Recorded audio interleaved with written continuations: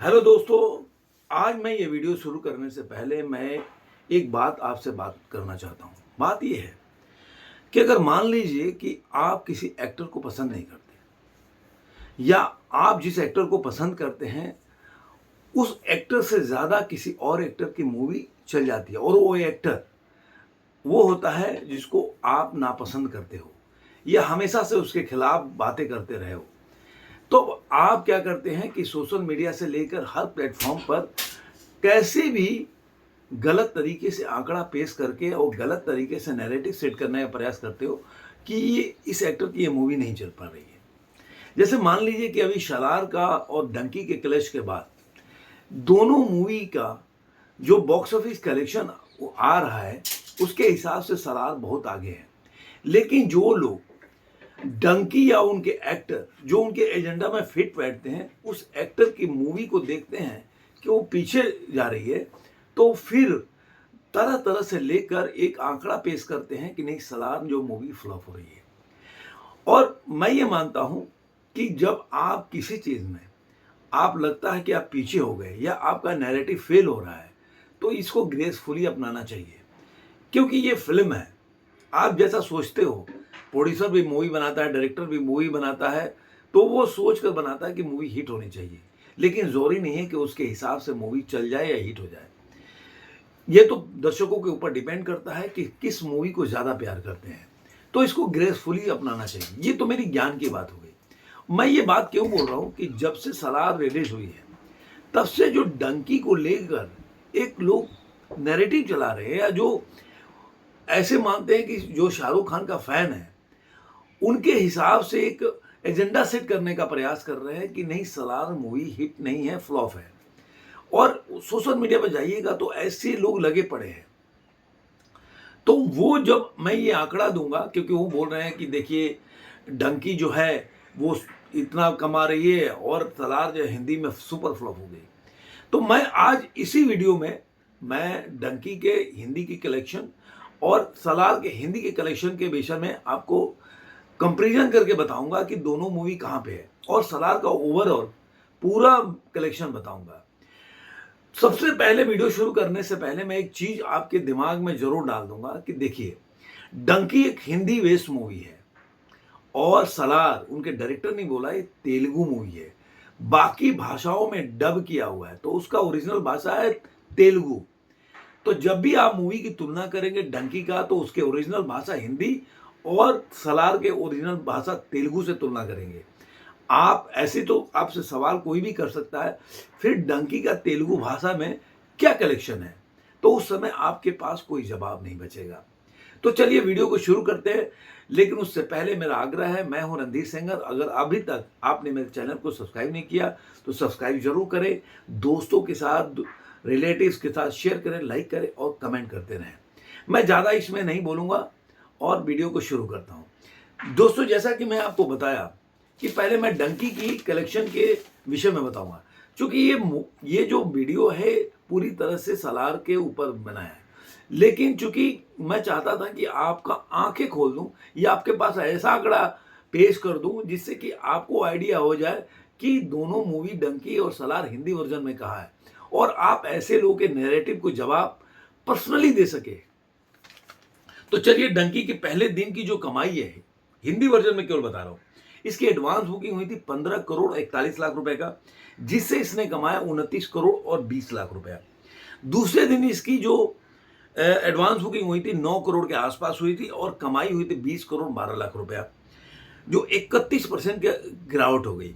उसके बाद तीसरे दिन की इसकी जो एडवांस बुकिंग हुई 10 करोड़ और 1 लाख रुपए का, जिससे इसने बॉक्स ऑफिस कलेक्शन किया 25 करोड़ और 50 लाख रुपया। अब 3 दिनों की कमाई जो है वो डंकी की जो रेड चिली है उन्होंने जारी किया 74 करोड़ के आसपास।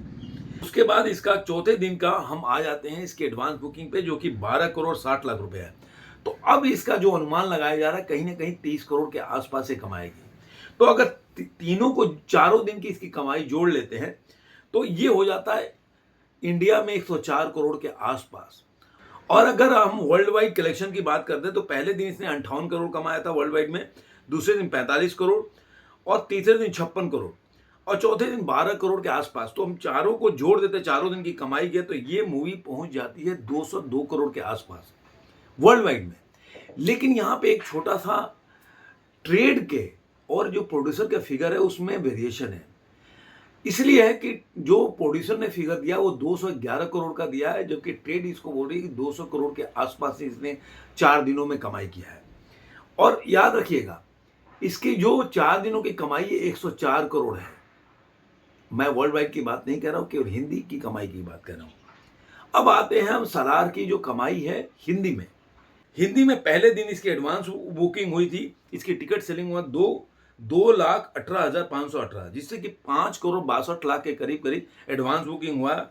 और इसके शो थे 7,187, जिससे इसने कमाया हिंदी में पहले दिन 15,75,00,000 रुपया। याद रखिएगा, दूसरे दिन इसकी जो टिकट सेलिंग हुई 1,34,422, और जिससे एडवांस बुकिंग हुई है 3,69,63,454, और उससे जो शो काउंट थे 7,575 था, और उससे जो इसकी बॉक्स ऑफिस कलेक्शन हुआ 16 करोड़ और 35 लाख रुपया। तीसरे दिन पे आते हैं। तीसरे दिन टिकट सेलिंग हुई, केवल हिंदी की बात कर रहा हूं अभी मैं, 2,85,000 के करीब करीब टिकट सेलिंग हुआ तीसरे दिन। उससे करीब करीब 5,56,00,000 के करीब करीब 5,56,11,119 इसकी एडवांस बुकिंग हुई थी, जिससे कि तीसरे दिन में देखेंगे तो इसकी हिंदी में कलेक्शन हुआ 21 करोड़ और 60 लाख रुपया। अब आ जाते हैं चौथे दिन में।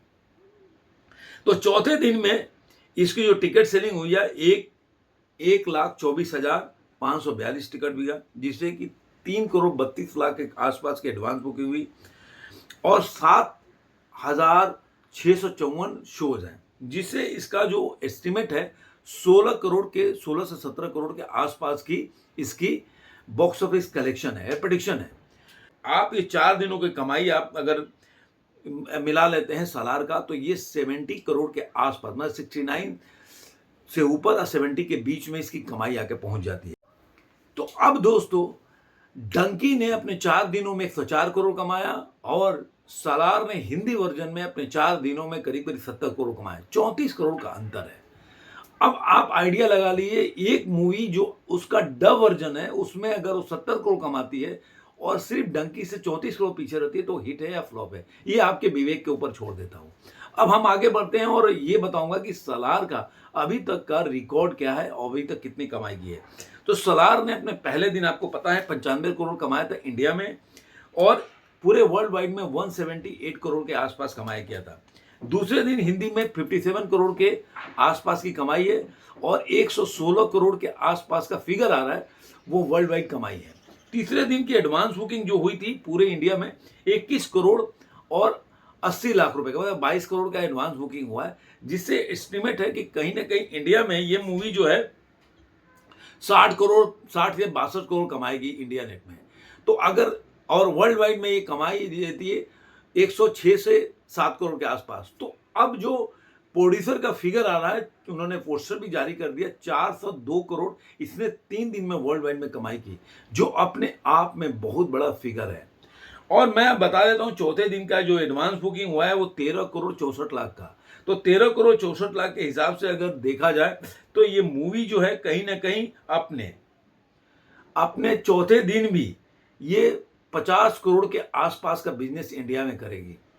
तो अगर इस तरह से देखा जाए तो इंडिया में ही एक इसकी ग्रॉस कमाई जो हो जाती है आपको 247 करोड़ के आसपास 3 दिन का है। इसमें आप जोड़ लीजिए तो 300 करोड़ के आंकड़ा को ये अपने चौथे दिन में टच कर देती है। केवल मैं इंडिया की बात कर रहा हूँ, 300 के आसपास ये कमा लेगी केवल इंडिया में। और चौथे दिन का अगर कमाई वर्ल्ड वाइड में जोड़ देते हैं तो ये मूवी 450 करोड़ से क्या के आंकड़ा के ऊपर चली जाएगी, जो कि एक बहुत बड़ा रिकॉर्ड है अपने आप में 4 दिनों में कमाई करने में।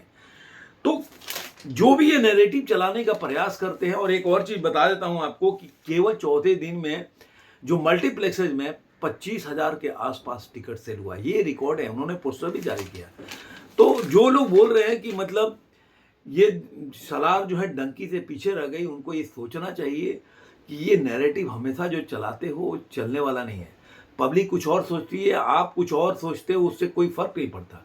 जो भी डाटा है वो डाटा है, कोई मैं घर से बना के नहीं ला रहा हूँ।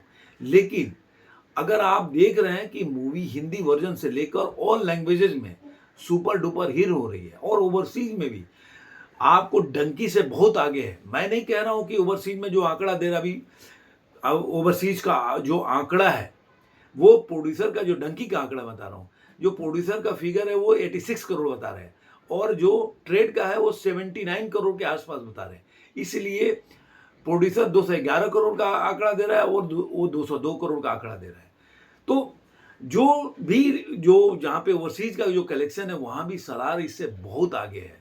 और जो लोग भी नैरेटिव चला रहे हैं उनको सोचना चाहिए कि अगर तुम नहीं मूवी चल पा रही है तुम्हारे हिसाब से, ऐसा नहीं बोल रहा हूँ कि पिक्चर नहीं चल रही है, पिक्चर चल रही है, लेकिन चूंकि ये लोग सोच रहे थे कि अगर शाहरुख खान की पठान ने रिकॉर्ड बनाया, जवान ने बनाया, तो वैसे ही डंकी का भी रिकॉर्ड बन जाए, तो ऐसा होने वाला अक्सर नहीं होता है। मैं पहले भी बोला था कि पठान के पहले 2012 से लेकर और 2023 के बीच में शाहरुख खान के 7 ऐसी मूवी थी जिसके बारे में आपको याद करना पड़ेगा उंगली में कि कौन कौन सी मूवी रिलीज हुई। मैं इस तरह से आपको पता भी नहीं चलेगा। दोस्तों, आपको ये वीडियो कैसा लगा कमेंट बॉक्स में जरूर बताइएगा। फिर मिलेंगे किसी और वीडियो में, तब तक के लिए धन्यवाद।